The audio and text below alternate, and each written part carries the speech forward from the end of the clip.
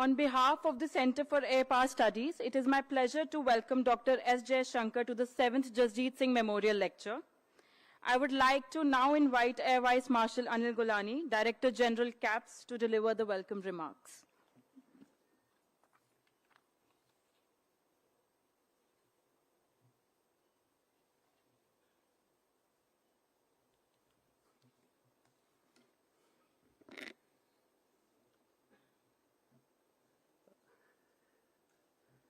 Dr. S. Jashankar, the guest of honor for the day, Shri Sanjay Baru, Session Chair and a Founder Trustee of the Forum for National Security Studies, Air Chief Marshal V.R. Chaudhary, Chief of Air Staff, former Air Chiefs, civil and military officers, friends from the media, and very special members from the family of Air Commodore Jasjit Singh, ladies and gentlemen, a very good afternoon to you all. Welcome to the 7th Air Commodore Jasjit Singh Memorial Lecture. On this occasion, we are going to miss Mr. M.K. Rasgotra, former Foreign Secretary and the Chairman of the Trust, that is FNSS, as he's indisposed. And Shri N.N. Vora, also another Founder Trustee, who's not able to attend, has conveyed his best wishes for the event. As you all are well aware, Air Commodore Jasjit Singh was the founder director of the Center for Air Power Studies, a national security think tank that he set up in the year 2001. CAPS has since then grown into a credible institution on matters related to aerospace security, nuclear energy security and strategy, the Indo-Pacific region, and the challenges in our neighborhood. It was the vision and mission of Jasjit Singh to nurture the intellectual capital of the country and imbue it with a sense of national security consciousness. He made sure that CAPS engaged in this mission through conduct of in-depth research and its dissemination through seminars and publications. We are proud to have published over 270 books, apart from our flagship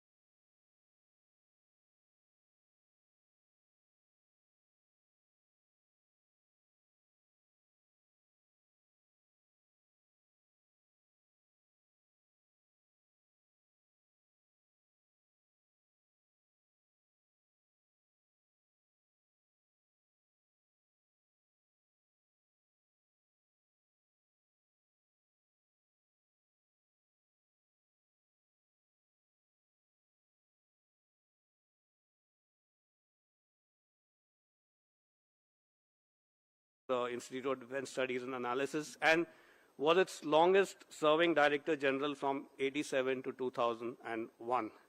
He was also the founder director, as I've said earlier, of the Center for Air Power Studies, a post that he held till his demise for 12 years. And he wrote a number of books on air power, nuclear and national strategy, Asian security, Asia Pacific, India-Pakistan issues, essays on China, Indian Ocean, Kargil War, joint operations, military leadership, and you name it. The canvas was rather wide, and as I read, if you read his writings today, he was rather prescient in his writings about what we are witnessing today. He also wrote The Icon, a biography of the Marshal of the Air Force, Arjun Singh.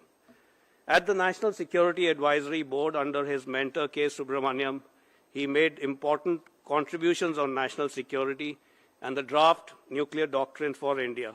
He was highly regarded in international strategic circles. Air Commodore Jasjit Singh was awarded the Padma Bhushan in 2006 for his contribution to strategic thought. There is no doubt that the real challenge for Indian foreign policy today is to navigate through a world of greater multipolarity and weaker multilateralism. This has not only evolved Delhi's worldview, but also of the world towards New Delhi, and increasingly requires a grand strategy for New Delhi to deal with the shifts in global politics.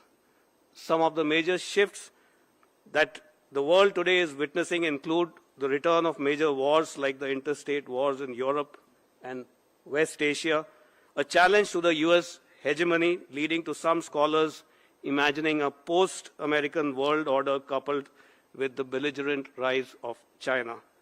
The guardrails of multilateral institutions that emerged post the world wars and survived during the Cold War have been cast aside as they have failed in preventing conflict in Europe, West Asia, and increasingly in Africa too. These institutions also face difficulty in cementing consensus over larger issues such as climate change. To speak to us on all these issues and India's grand strategy in an uncertain multipolar world amidst shifting balance of power and rising nationalism, we are indeed honored to have Dr. S. Jaishankar with us, who has been India's External Affairs Minister since 30th of May 2019. A career diplomat turned politician, he has been instrumental in raising India's voice on the global high table and ensuring that a rising India gets its due. Dr. Jaishankar is a recipient of Padma Shri and has written widely acclaimed best-selling books, The India Way, Strategies for an Uncertain World, published in 2020, and Why Bharat Matters, published this year. His talk would be followed by a short Q&A session. I now invite Mr. Sanjay Baru, the session chair, who is also a founder trustee of FNSS, to make his remarks and then invite Dr. Jaishankar for the talk. Thank you.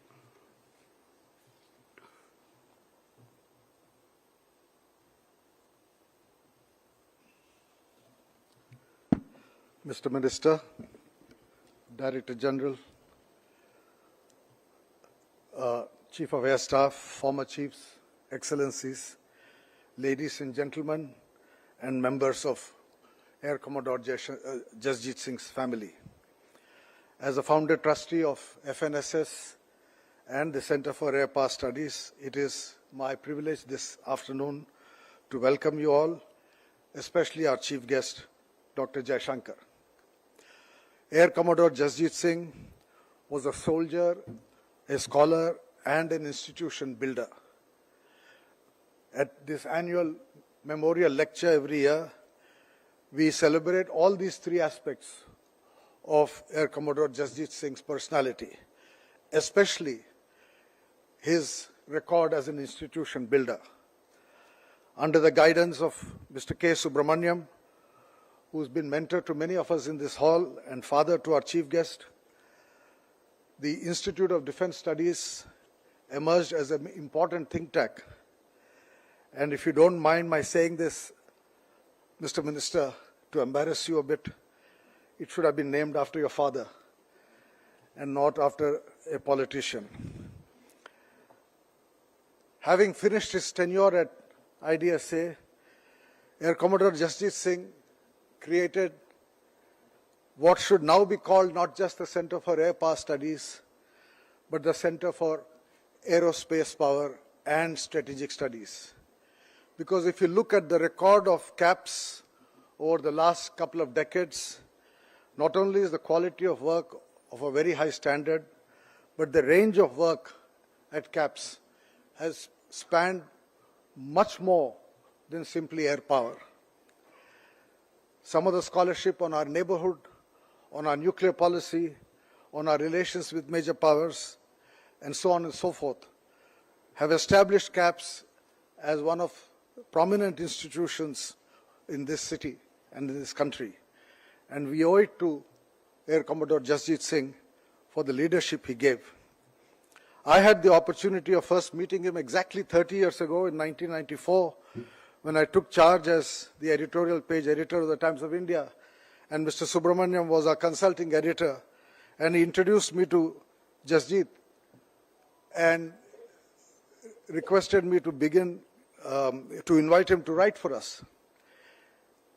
Those of you who will recall that period will remember the very important contribution of Mr. Subramaniam, of Jasjit, and of the IDSA in shaping the discourse in this country on the issue of comprehensive test ban treaty, as well as on our nuclear policy and program. Between 94 and 98, when we finally declared ourselves a nuclear weapons power, these gentlemen and those of us who were trained by them, encouraged by them to write and think about these issues, in many ways shaped India's strategic policy, which culminated in the writing of the nuclear doctrine by the NSAB chaired by Mr. Subramaniam. Subsequently, Air Commodore Jasjit Singh took the initiative to create a group which included Mr. Vora, who's not here with us today, and others. And we traveled the world trying to convince people who were our critics, from Tokyo in the east to Washington in the west, why we went nuclear. And I think Jasjit's enormous writing on some of these strategic issues makes him much more than a student of air power, which is why, sir, I say that we must, in fact, broaden the title of the organization to capture the range of its work. Finally, Mr. Minister, let me embarrass you a second time by saying that in this country over the last 75 years, almost every Prime Minister has left his imprint on foreign policy. But I cannot really think of any foreign minister who has left his imprint on foreign policy in the manner you have.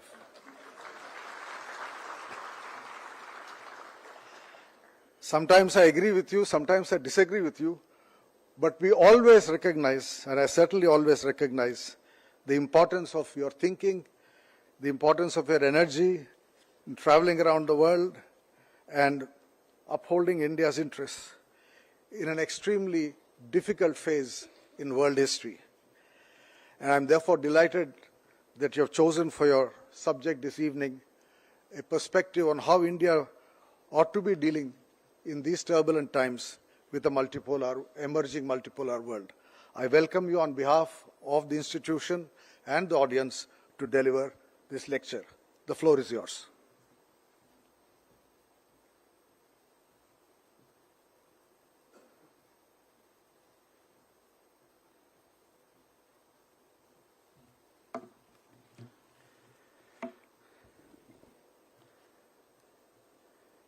Air Vice Marshal Anil Golani, Dr. Sanjay Baru, Chief, former chiefs, former bosses, Air Commodore Jasjit Singh's family, distinguished guests.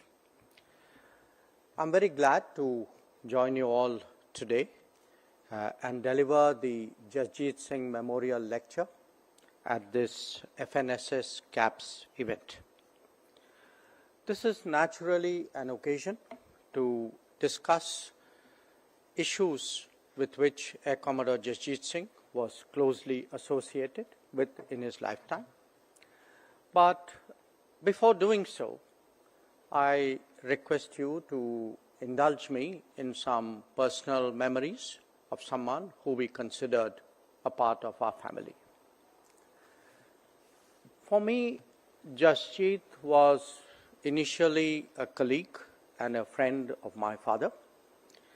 The considerable overlap in our areas of interest and profession were naturally the subjects of our conversation.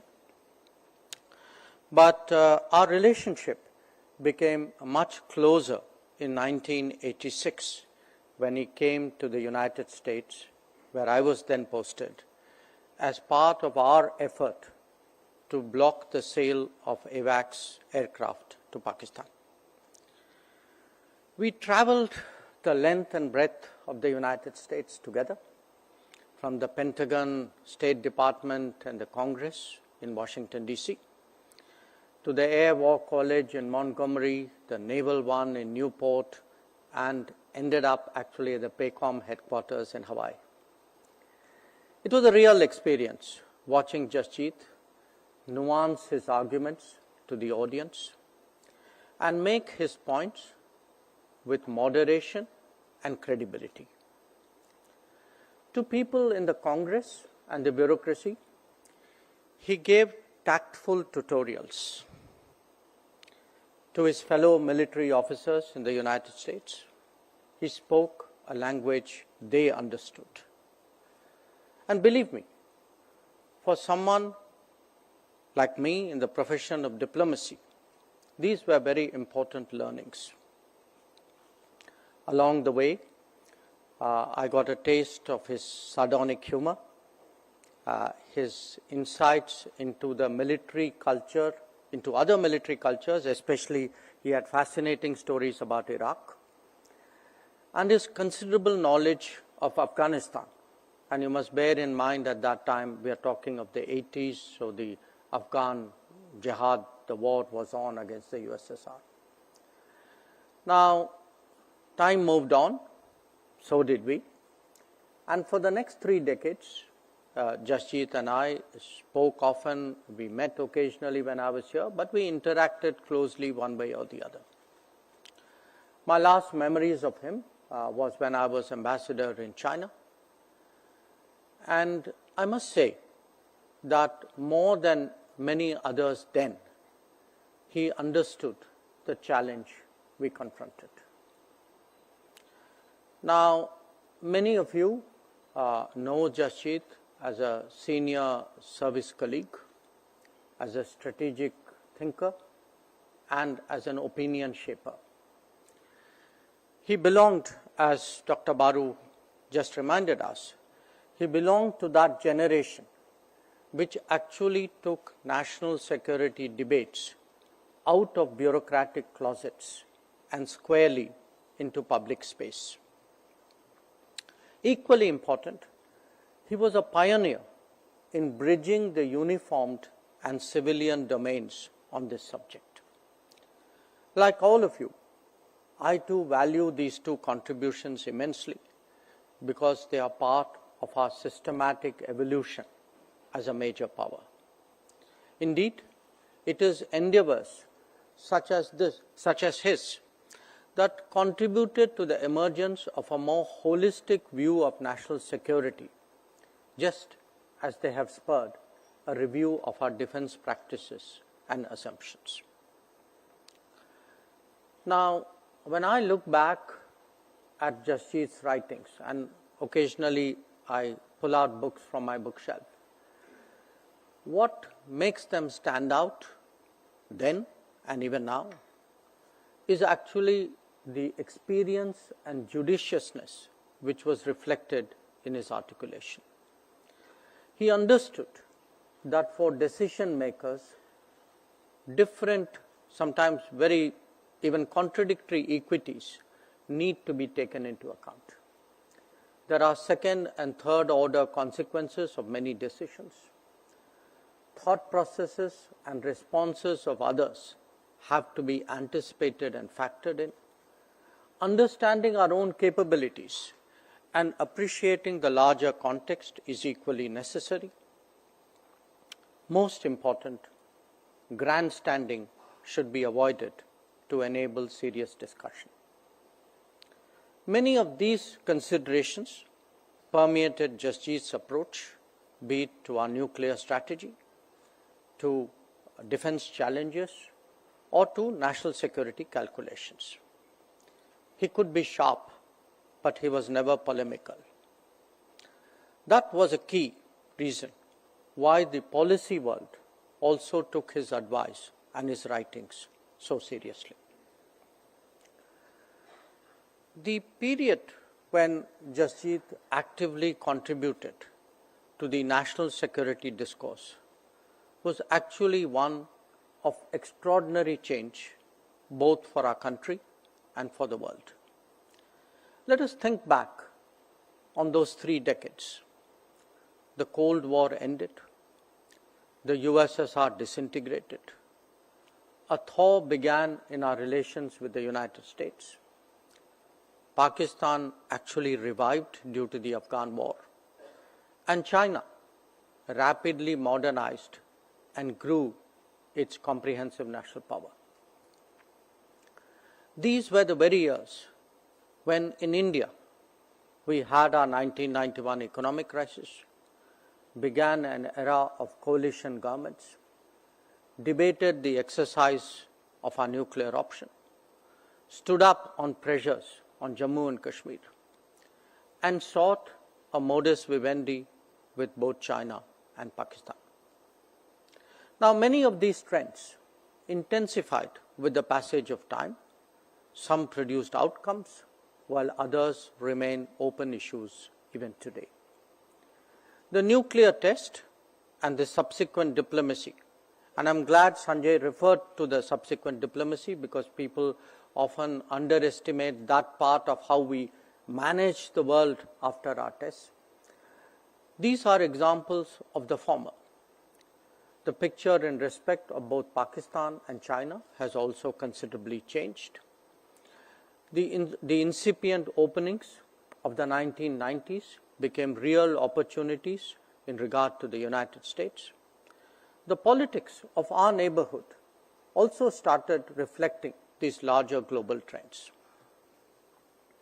In all this, my takeaway from the many interactions with Jasjit was the manner in which he always put India's interests at the center of his thinking.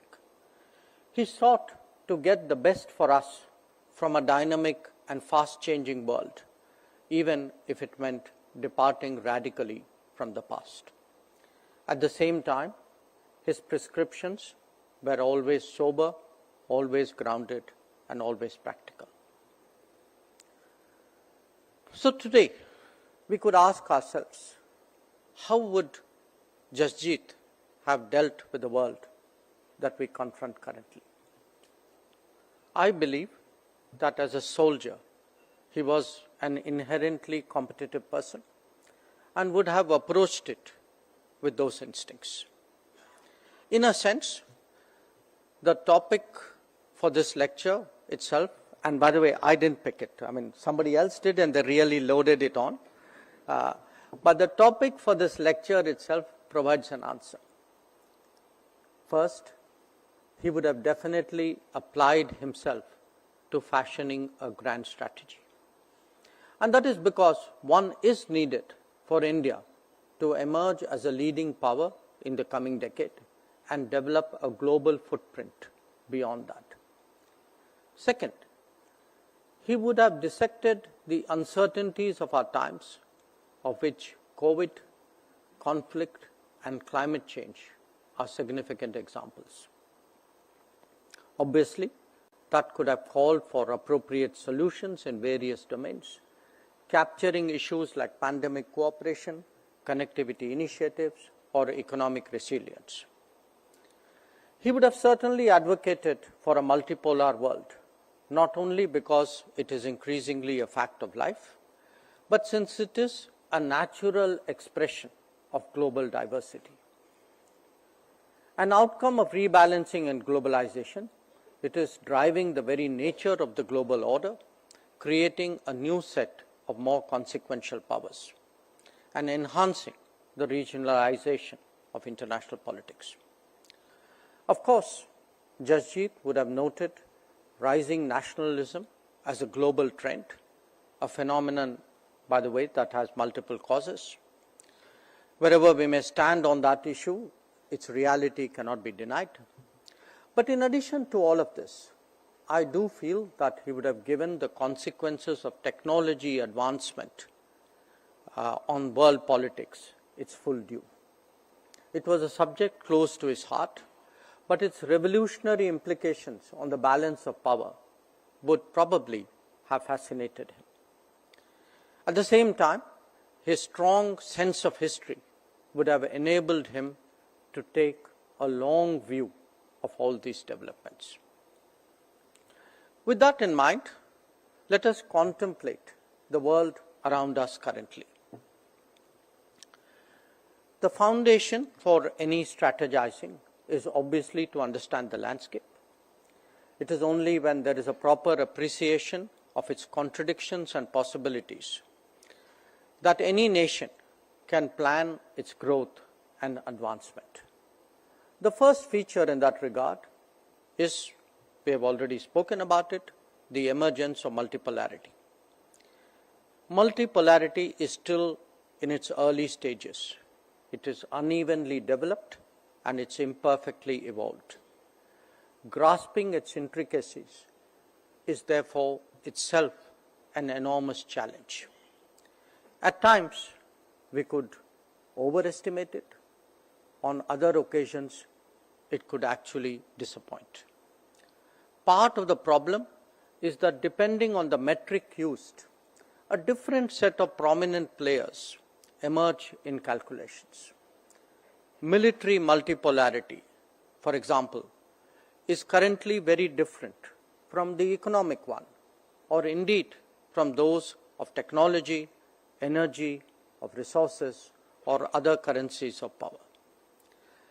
In fact, an overlapping Venn diagram would naturally reduce the number of consequential powers. But as we are seeing from current events, having strong sectoral strengths can itself be very impactful. Another dimension which is also gaining ground arises from the regionalization of power distribution. With the end of the Cold War and the dissipation of that brief period of unipolarity, the world is dealing with the weakening of an overarching architecture. No nation, indeed no alliance, has the ability anymore to impose its will across the world. Not just that, all of them are so chary of commitments that very often they willingly leave players in any region to sort out a particular problem. As a result, middle powers, who in any case are growing in weight and growing in numbers, now have greater space to pursue their interests. Ideally, this should be accompanied by taking on greater responsibilities. That unfortunately doesn't happen in every case. Now, speaking about metrics of power, the ability to disrupt is itself today a very impactful strategic tool in a globalized era. Because the world is so connected, supply chains are so extended, connectivity is still so limited, and time is money. There are opportunities waiting to be exploited by those who have adequate capabilities and a high risk appetite. We can all see what is happening in the Red Sea. The efficiencies of our times have created accompanying vulnerabilities whose exploitation is no longer a function of just orthodox power. Now, having said that, there is also the reality of aggregating many of these trends. Combinations of nations coming together on a specific agenda, sometimes even limited in time and space, are a growing feature of contemporary international relations. Many of them can be benign, they can even be irrelevant to the exercise of power. And India, by the way, has joined or initiated almost 40 such groupings in the last decade. But from time to time, there could be endeavors that have a larger implication for a theater or for a region in terms of stability, security, progress, and prosperity. The Quad and the Indo-Pacific come to mind in this context, since they address deficits in ensuring global good. A very different example are the understandings among certain nations that influence capabilities, including in the midst of conflict. What is common is that in the era of multipolarity, all nations benefit from converging partners. The lesson here is to get beyond the old mold of alliance thinking something that analysts of that culture find extremely hard to do. While on that subject, a debate on the merits and costs of alliance are also very much a feature of our times.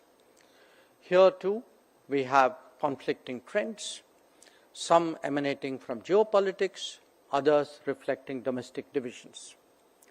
Those who have spent the last 8 decades comfortable in alliance structures are today very worried nations. Others are not indifferent, but are probably nimble enough to seek creative solutions to ensure security and stability. It is hard to predict where this will go, mainly because the nature of challenges themselves vary from region to region. Much as they would deny, most nations are relatively detached on matters that do not immediately impact them.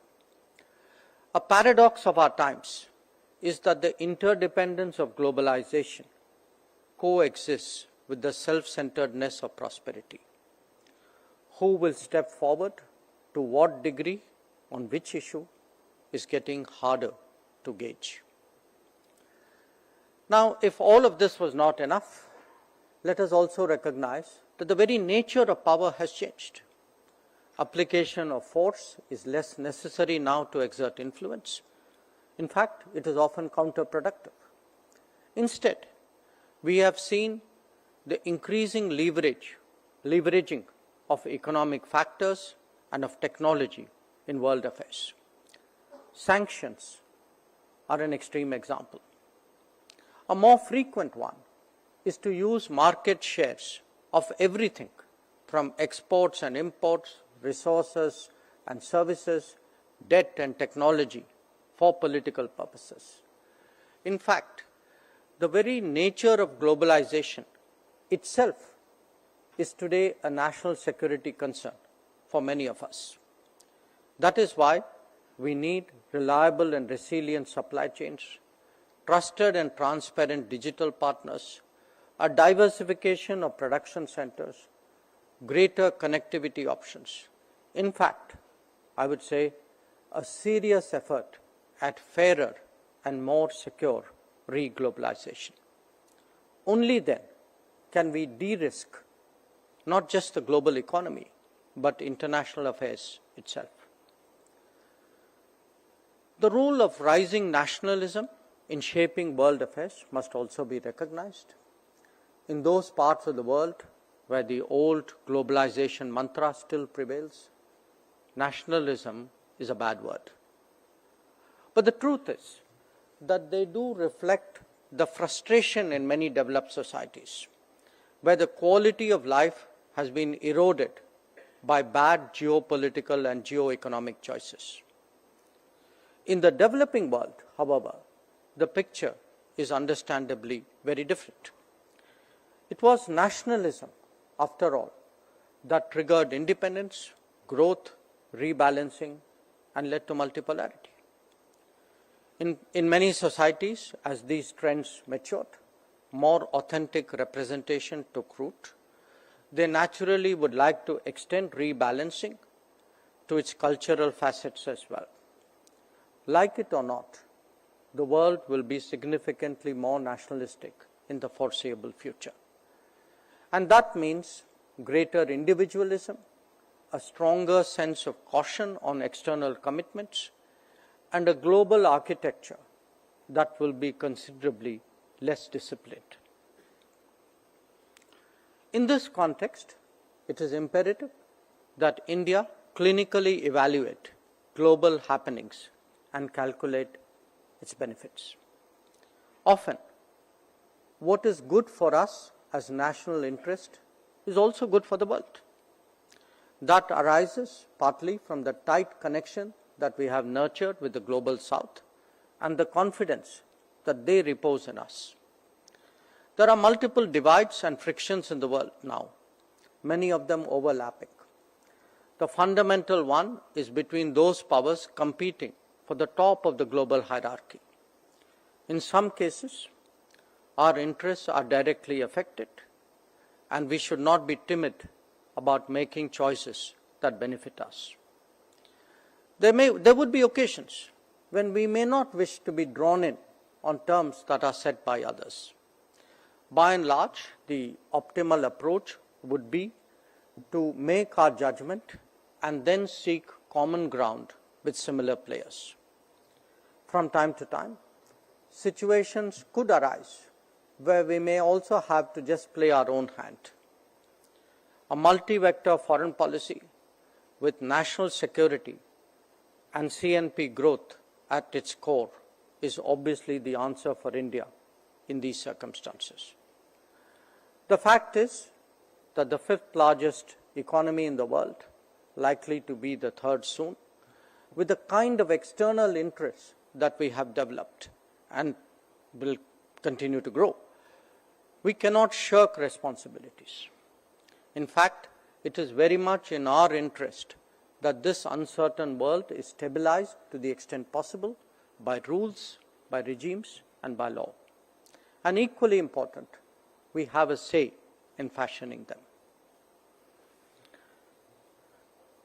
If Air Commodore Jasjit was here to strategize with us, my guess is that he would say, 1, build core strengths and deep capabilities ASAP, especially for a world of chips, drones, space, and underwater. Rashtra Suraksha is Atmanirbharta. 2, focus on technology and related HR. Prepare for the era of AI that we have entered. Create the institutional capacities and practices for it. 3, mitigate external exposure to leveraging by building multiple options. 4, find convergent partners and advance specific agendas, no matter if they sometimes are at odds. Diplomacy will find a way. Trust us. 5, leapfrog on capabilities, outthink on tactics, and don't be gamed. And 6, fix the bane of all systems, that is siloed thinking. Integration, jointness, and holistic approaches are not just military challenges, but systemic ones as well. So let me conclude by saying this. The last decade has been very different in so many dimensions. The global landscape has changed and will continue to do so. India's primary concerns and challenges also have, reflecting that transformation. We are looking at new forms of competition that take advantage of higher interpenetration and interdependence. The task before us is to effectively address challenges and confidently exploit opportunities. We have more resources now, but also have higher stakes.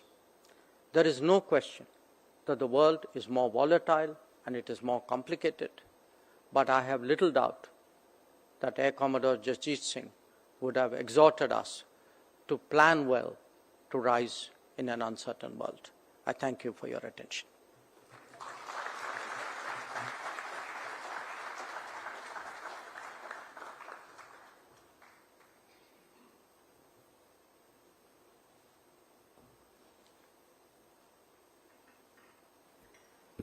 Thank you, Dr.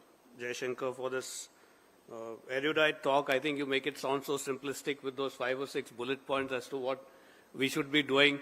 And I'm sure that as far as we are concerned, we are in safe hands with you navigating us through these choppy and troubled waters.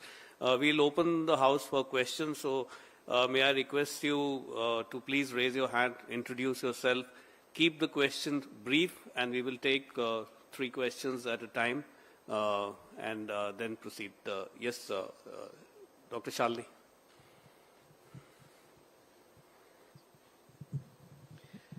Thank you, sir.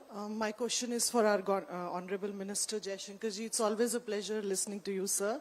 So you spoke about changing nature of power.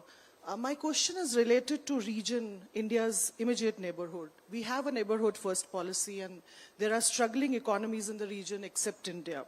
In your view, how critical is the regional economic integration for India's rise in power dynamics, and what are the limitations we need to overcome for enhanced regional economic integration?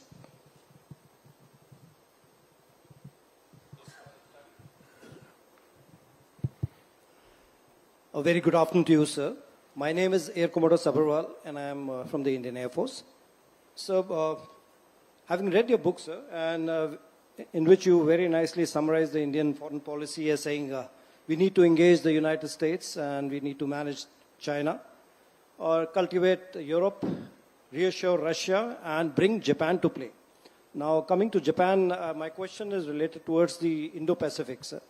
In a recent visit to the Indo-Pacific region and specifically to Japan and Philippines, the impression that we got was the strategic autonomy of India has got acceptance, a large acceptance there. That is one. However, the business ethics are a little, they need to be worked out in a little better manner so as to engage Japan in a more beneficial way. That is one. The question is, do you feel there is a case in point to indulge in the Indo-Pacific in a more aggressive manner to supplement our emergence as a global economic power within the framework of strategic autonomy? Thank you, sir.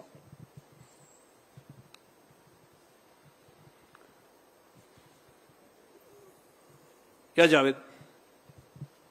Good afternoon, sir. Javed Alam, Center for Air Power Studies. Sir, you have mentioned the role of AI in the immediate future of India and the globe. How do you see India's role in terms of, placing AI policies around the world and in India itself? And where exactly do you think India can play an important role in terms of shaping the narrative towards AI, both for civilian as well as defensive purposes? Thank you.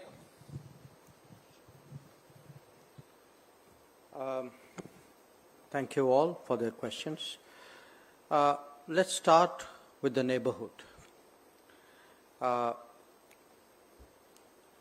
What we have tried to do, especially in the last 10 years, but the groundwork in some ways had started before that, is actually to do exactly what was latent in your question, which was economically bring our neighbors much closer. We recognize today that given our history, given the size of the neighbors, given the sociology of our neighbors and of ourselves, that there are, these are not easy relationships to manage. There will be political ups and downs in many of our neighbors, often,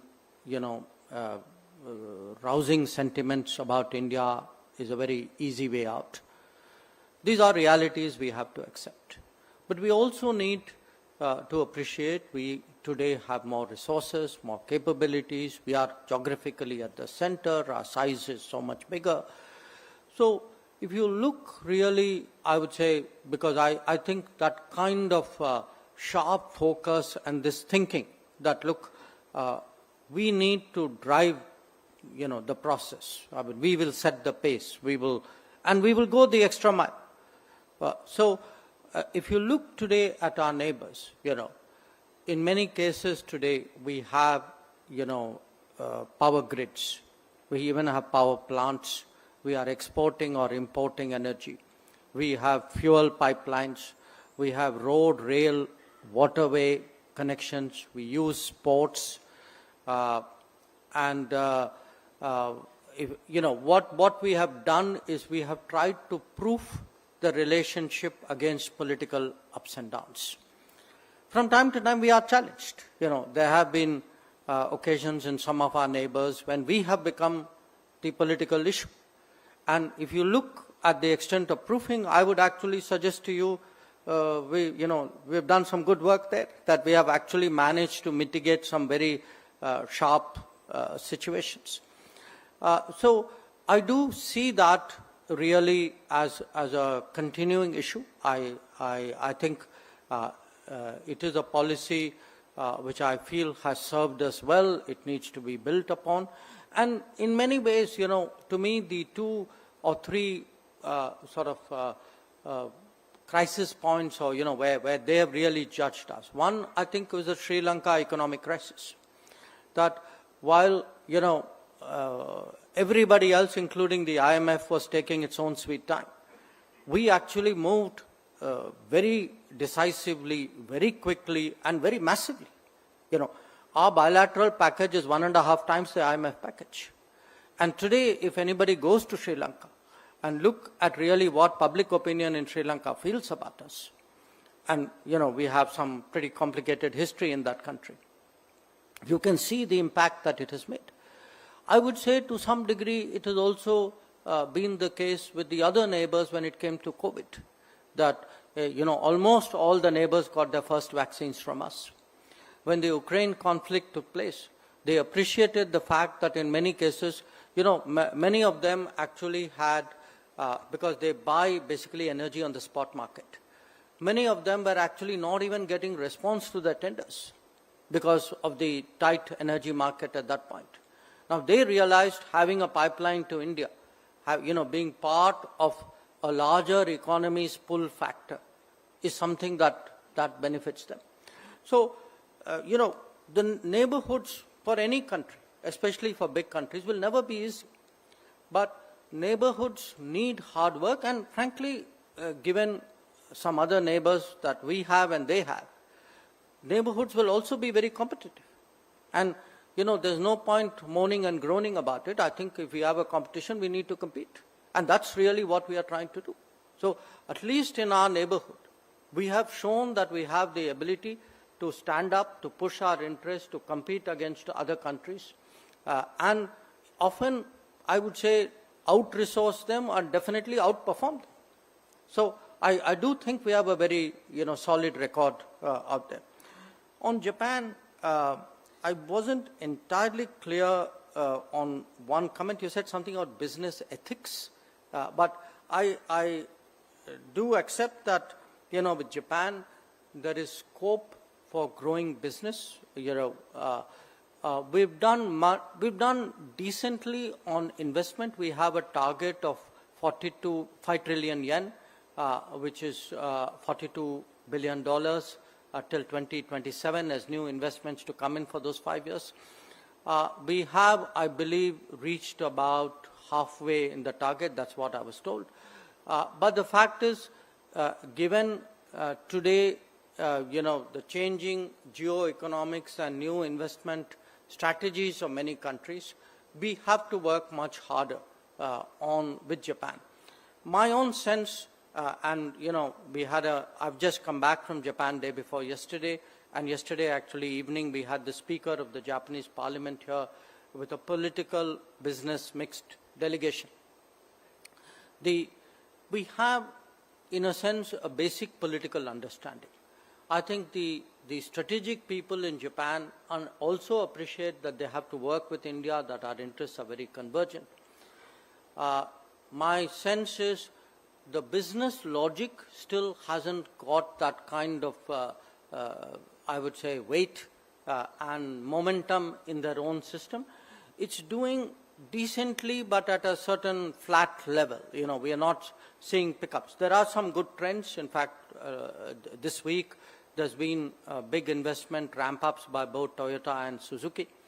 But we need to see something much bigger than that. But I think the really missing piece, to me, is the societal connect, the skill connect, the language connect. Some of you would be shocked that among South Asians, actually India has the lowest number of people in Japan. That there are more Nepalis, Sri Lankans, Bangladeshis, Pakistanis working in Japan than there are Indians. If you look at the number of students, there are 1.3 million students, Indian students across the world. There are 1,500 Indian students in Japan.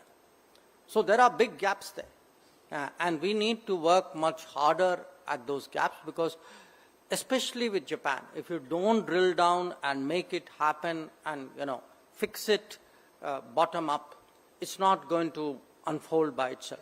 It's not a it's not a headline-driven relationship. It is actually a bottom-up, grunt work kind of relationship. On the AI question, I would just say this, AI is probably maybe even more than nuclear weapons. I can't think of any technology shifts, in the last many decades, if not centuries, which is going to change global politics more than AI. Obviously, efforts are on to, call it what you are, guardrails, rules, regimes, to do something. When something new and disruptive comes into world politics, there is on one side an effort which is made to see can we manage its impact and create a kind of common ground. On the other hand, it has such immense possibilities that its competitive, the sense of competitiveness associated with it is also very, very strong. So it is very likely that while doing a little bit of this guardrails, the truth is that many gloves would be off in many countries when it comes to AI. We'll take another set of questions at the back. Radhe?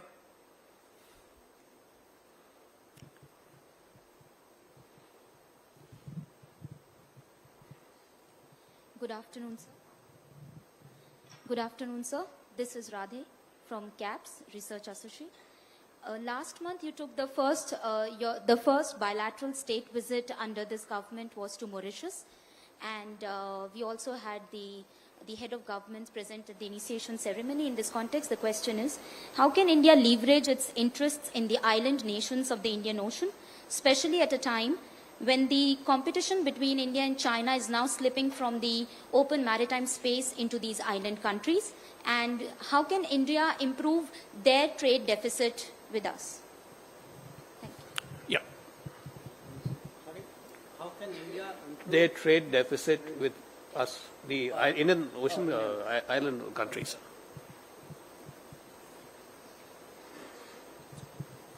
Good afternoon, sir. I'm Commodore Sanjay Dikuna from the Indian Navy.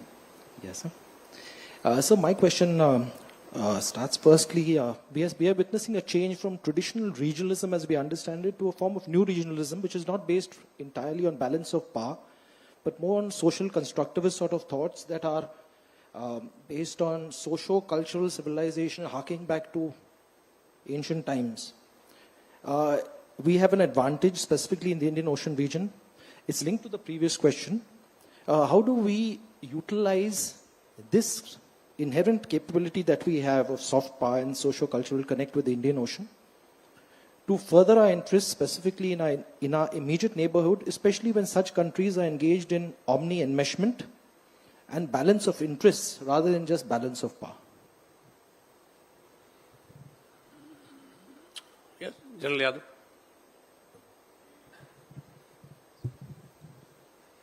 Sir, I'm General R.S. Yadav from the USI. I did a paper 20 years ago to say that US-Indo relationship, whether a myth or a reality. Indo-US relationship. Can you just stand rows? So my question is that I did a paper 20 years ago to say that Indo-US relationship, strategic relationship, a myth or a reality. The question still rankles because we can't deny geography, and for India to emerge as Viksit Bharat by 2047, our periphery and the neighborhood ought to be peaceful, where China happens to be the main driver. Thank you.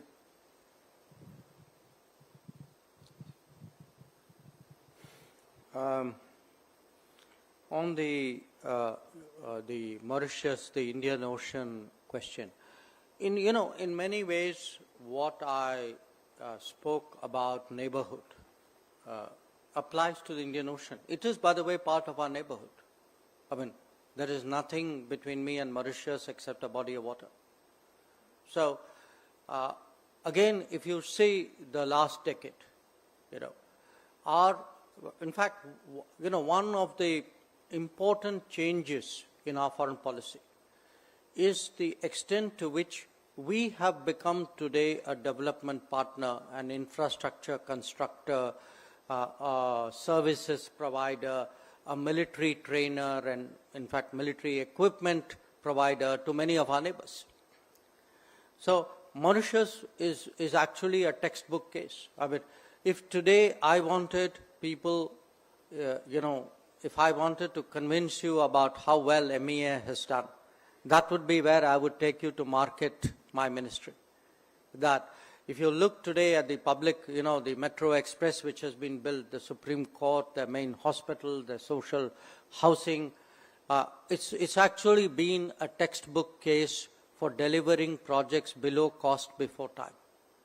And it shows what is possible when you put your mind to it. Now, in the case of Indian Ocean, as I said, the competition that I am braced for, which in fact has been happening, which is happening around my neighborhood, will definitely happen in the Indian Ocean too, because I think the Indian Ocean is already seeing the beginnings of, presence, maritime presence, which was not there before. So it is poised for a disruptive change. I think we need to anticipate it, we need to prepare for it, and therefore for us, especially, part of the reason for this whole Sagar doctrine was actually to get it into the heads of the Indian system. That look, this is a vast area which we have actually neglected, or at least not given it the importance that we should have. So how to deal with it in an integrated way, how to, in many ways, create those pull factors, create those comforts, I think that's been very much key to it, and we are braced for competition there just as we are braced for competition in the rest of the neighborhood. Yes, they have, the nature of the countries, there would be, these are not countries where you're going to get a trade balance. But I think it's important, they're not even looking for one. They're looking for the right kind of support, that at a time, let us say, there's a Ukraine crisis, wheat is short, or if there's a climate issue and there's a rice market is difficult, or again, these are countries, many of whom got their first vaccines from us, or they have an oil spill. These are countries who are looking to be supported and, systemically assisted both, in good days and tough days. So that's really the posture that we have taken and will continue to take. On the new regionalism, here's the problem. There's definitely a plus with socio-cultural affinity, that societies, nations who share many things, obviously there's a lot, it's very easy to get along. But it also has its own wrinkles, that sometimes the very closeness can be a source of divergence, or sometimes even a source of suspicion. If you look at any region, it's interesting. Today when I spoke about one of the changes, which is a weakening global architecture and a stronger regional coming together, that's happening across the world. You see, we looked at the last decade, problems in the Gulf. The fact was, Gulf countries had a space to deal with it in a manner in which 20 years ago, 30 years ago, the world would not have let them deal with it in that manner. Now, to differing degrees it is happening. Even in the Middle East, if you see, what's happening today in Gaza. If you see yes, the United States is absolutely key to a solution. But the fact is, compare it, let us say, with 1973. When the US and Soviet Union took it upon themselves to solve a problem far away. Today you have many more players, a Qatar, a UAE, a Saudi Arabia, and Egypt, who feel, yes, we too, we also own part of it, and we also are part of the solution. Now we're going to have more and more of this. In fact, to me, even the Sri Lanka crisis is illustrative of it. Very frankly, when we spoke to everybody else, the general sense was, well, it's your region, you do something about it. You need to take the lead. And that is going to be more and more actually the global situation. On balance of interest, that's a more civil way of dealing with balance of power. So I like it. As a diplomat, I am I have a certain partiality towards civility. But finally, what does it come down to?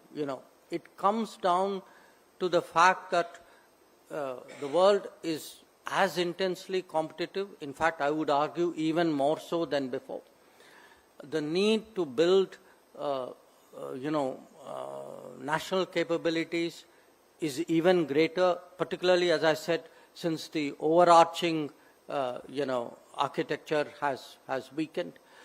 And when this happens in that tussle, there will be regional balances of power, there will be beyond the region.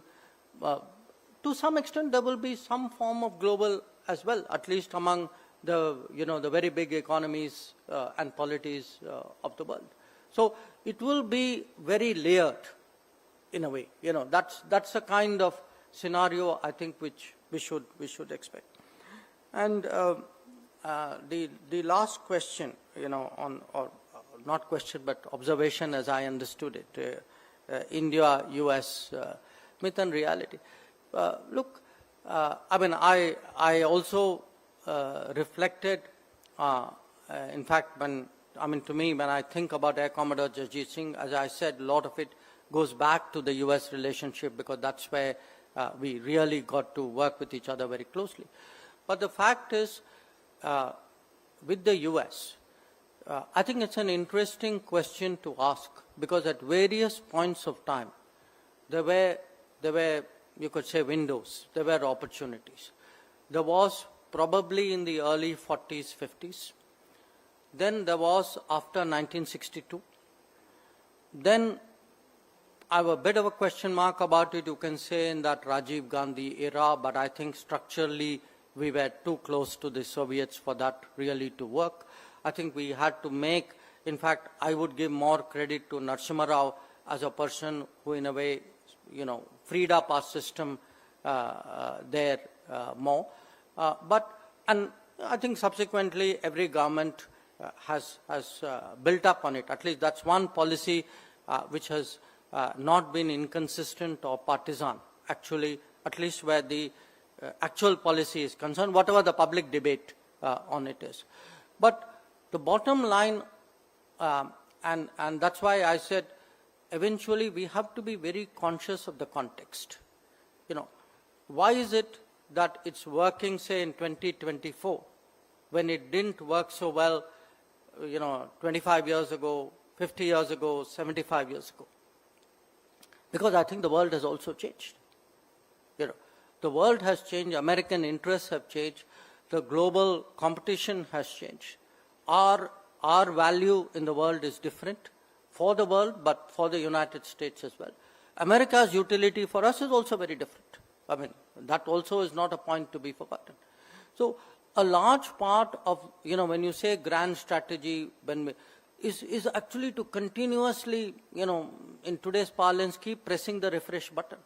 Because the moment we are 3 years, 5 years out of date, we are actually not on the right course. That we are pursuing something which is outdated, which is probably not going to happen because of that. So to me, the US relationship, more than any other relationship, is a testimony to the changing world. And, when I read sometimes at the doomsday predictions on Indian foreign policy, which is the democratic right of everybody in a free country to do, I feel that often the pessimistic scenarios happen because they are behind the curve. They are not actually understanding today where the relationship is. That we have bumps. I'm not saying we don't. We have issues. We have divergences. But we are consistently beating market expectations because the market is consistently behind us where this relationship is concerned. Not now, for the last 25 years. Thank you, Dr. Jayashankar. I think we're running out of time. You also have previous commitments, so we'll draw the Q&A session to a close with your permission. I would like to thank Dr. S. Jasjit for a very inspiring and insightful talk and sharing his expertise with us. We all have indeed benefited out of it, sir. Now I would request Dr. Sanjay Baru, founder, trustee, FNSS, and distinguished fellow CAPS, to hand over a memento to Dr. S. Jasjit.